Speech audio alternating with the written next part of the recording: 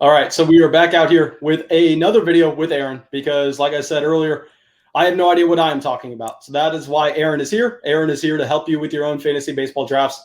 And before we get into our shortstop targets, Aaron was talking about wanting to plug a book. As always, all the links to anything you want to find will be in the description of the video. But Aaron, take it away because you'd be able to describe it a lot better than I can. Real quick, I'm a man with many bosses. I've got the bosses over at Fantasy in Frames. I've got my bosses at my real day job, and I've got my bosses over at the Black Book. I'm talking about the 2021 Fantasy Baseball Black Book created by Joe Pisapia. He's an amazing man who has a huge heart and loves fantasy baseball more than anyone you could possibly ever imagine. He has assembled some of the great minds of fantasy baseball, and somehow I slipped in to that authorship this year. And so he gave me the opportunity to proofread his stuff and slide into the shortstop profiles for this year. So that book is available. It's a #1 bestseller for fantasy baseball books year after year after year. So head over to Amazon.com, go get yourself a copy of the 2021 Fantasy Baseball Black Book. It's a great guide for every single league type. Awesome. Well, that's it. You want to stop teasing the audience? It started off with our first shortstop that you're going to be targeting at the beginning of drafts this year.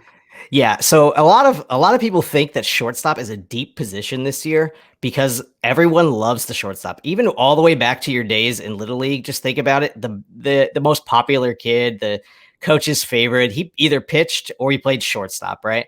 Yeah.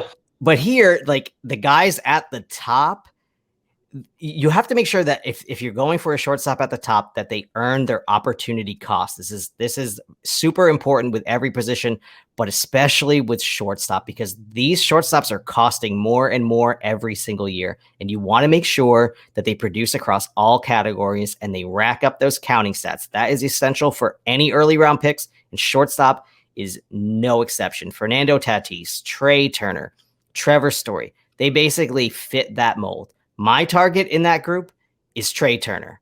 He's going 7th overall, but I'm telling you now, I would not hesitate to take him #1 overall, especially in rotisserie baseball leagues.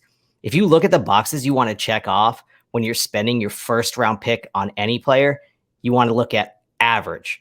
Turner, career, 296, 700 plate appearances in his full year.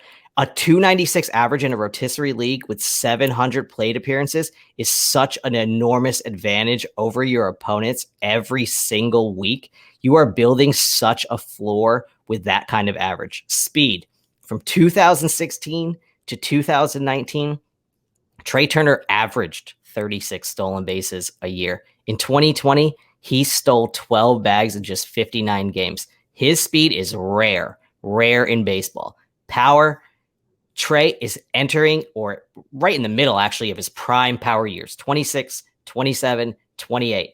He hadn't shown that power up until he hit these years. 19 home runs, last 2 full seasons, heading into 2020. In 2020, in the shortened season, he hit 12. 20 is a lock for this guy. He also gives you a really nice start in a category that's always overlooked and always forgotten, and that's runs scored. He's leading off in front of Juan Soto, who's arguably the best young hitter taking over from Mike Trout in the game. Speed is not as valuable with Turner if you're playing in points leagues, though. But his contact skills, he limits his strikeouts. He's such a good contact hitter. He limits his strikeouts, and those are the negative points that you accrue in these fantasy baseball points leagues. So he helps you out there. That makes up for some of the power deficiencies and definitely helps keep his stolen base value held true. I would project Turner somewhere around 290, 20 homers, 38 stolen bases, and 200 runs plus RBIs combined. He is a beast. So I'm assuming how you were saying in the last video, where a lot of pitchers were going very early in the drafts, this is how you can kind of, I don't want to say diversify yourself, but stand out from the crowd and zig while other people zag by going with Turner as your first. Absolutely. As your first pick overall, and I mentioned that really not just whimsical. I'm not kidding here. A lot of people are targeting Acuna or Tatis, or even Mookie Betts as their #1 overall pick. I think Turner brings such a stable floor. He is on par with Mookie Betts as far as some guy that you can just plug into your fantasy lineup. Know he's going to go out there. He's never going to hurt you in any category. And you can just build from Turner. Drafting your fantasy baseball team is a lot like building a home. You got to start with a good foundation, and Turner is a tremendous foundation. All right, well, let's go down to our second shortstop. This guy not going in the first, going all the way down at the end of the third, beginning of the fourth. Do you want to tell the listeners who this is?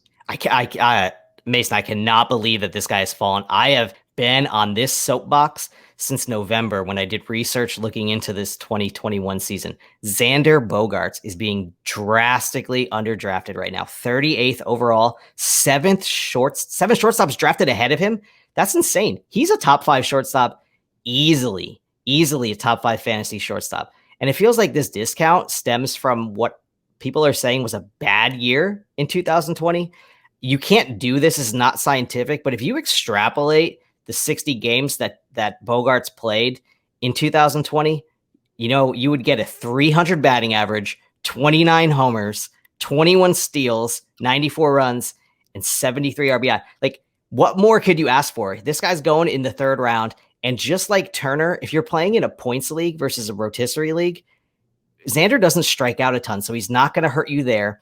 His on-base percentage, ridiculous. 372 over the last 3 seasons combined. He's actually the perfect points league player because he's almost always available in round 3. Even his min picks are like at the beginning of round 3. If you needed, and if you don't know by now, I'm a huge Bogaerts fan, but if you needed any more proof of what kind of a steal he is, StatCast, if you haven't heard of it, is like this really hot thing in baseball right now. All the analysts want to tell you about StatCast measurements, StatCast metrics. They've become a trend. Bogaerts crushes them too, literally. He had the 4th best max exit velo for shortstops last year, so he hit the ball the 4th hardest. That's up there with Tatis and Corey Seager and these guys who had monster years just crushing the ball. He's solid. He's boring. He's a winner for fantasy drafters. He's going to hit like 302 with 29 homers, 97 RBIs, and probably pitch in 15 stolen bases. I can't believe he's going this late in drafts. It almost makes me not want to draft Trey Turner in the 1st round because I can fill in shortstop 2 rounds later with Bogaerts and almost get the same player. Well, man, I'm seeing some high-stakes drafts right now where he's going 50, 51, 52, 53. I mean, sometimes you can wait till the 4th to get him. If Xander Bogaerts is available, he's not getting to the 4th round in any drafts I'm in. I can tell you that. Trey Turner or not, I'm filling Xander Bogaerts in as my utility if I have a utility slot, or my middle infielder if I have a middle infielder slot. He's too good at, well, first of all, he's too good at regular baseball, but he is way too good at fantasy baseball to be sitting around in the 4th round of fantasy drafts. So you know way more about fantasy baseball than I do, but for all the listeners as well, maybe this is their first year. Would that be a decent strategy? If you just say you went with Turner in the 1st and you saw Xander fall all the way to the 4th, would you legitimately be willing to stack those players and possibly push up the shortstops in the later rounds for other teams? This is an excellent question and something that players who are new to fantasy baseball need to know. At the very beginnings of drafts, you do not need to worry about positions. You do not need to worry about which position the players play. As long as you have a utility spot to put them in, you need to just look. If you're playing in a rotisserie league, you need to have category targets. You need to know how many home runs you want to get from your team. You want to know how many stolen bases you need to get from your team. You want to know what your batting average needs to be. And you don't care what position they play, truly. For the first 5, 6, 7 rounds, you need to just build toward those target values. So yes, you can absolutely pair Trey Turner with Xander Bogaerts. Don't worry about filling up your utility only spot. If you don't have a middle infielder spot, you're going to be so far ahead in categories and points than your counterparts who are just trying to fill in the slots as they go. All right, well, let's go to our last shortstop. Someone going in kind of the similar range, maybe a little bit later, is going to be Tim Anderson. Why are you liking him this year? Well, for one, he's got like the best bat flips in all of baseball. So I'm all for him having fun and telling, the old guy screaming up at the cloud that he can have his old time baseball, but baseball is much more exciting and much more fun than it ever was. The White Sox themselves stacked offensively, like a fantasy players basically lineup: Jose Abreu, Eloy Jimenez, Luis Robert, Yohan Moncada, and Tim Anderson. He's at the top of the lineup. His batting average, gross. It's a sad story, but I believe, I don't know the full story, but he had a friend close to him run into some trouble and I think passed away. And he did some soul searching. And when he was doing the soul searching, he went back over his career and kind of took his batting stance and his plate discipline and just reworked himself since that tragic moment in his friend's life and the turning point for him. Since then, he's had a 331 batting average in his last 172 games played. And the opposing pitchers, they cannot get him out no matter what they throw. So really quickly, I like to look at this stuff when I see a guy with batting average because maybe they just crush one pitch. Nope. Tim Anderson checks all the boxes. Fastballs, last 2 years, 350, 372 batting average on fastballs. Breaking balls, the last 2 years, 310 and 279. Off speed stuff from the last 2 seasons, 352 and 286. Whatever adjustments Tim Anderson has made, major league pitchers have yet to figure it out. He's got the sprint speed measured in the top 40. He's perennially going to be a 20 stolen base guy with that kind of speed. He chips in with about 20 home runs. He's steady across all the categories. If you're playing in a points league, his lack of walks hurts him a smidge. But I mean, you could do a lot worse than Tim Anderson because he's going to get a ton of hits. Get ready for like a 290 batting average with 20 home runs, 20 plus stolen bases, and 90 runs scored in 2021 for Tim Anderson for sure. Awesome. Well, I think that's it for this video, unless you have any other late guys you want to just throw in last second. But let the listeners know where they can find more of your content if they want to. As always, all the links will be in the description of the video below. I'm sure y'all know that by now. Of course, I want you all to go out to Amazon.com.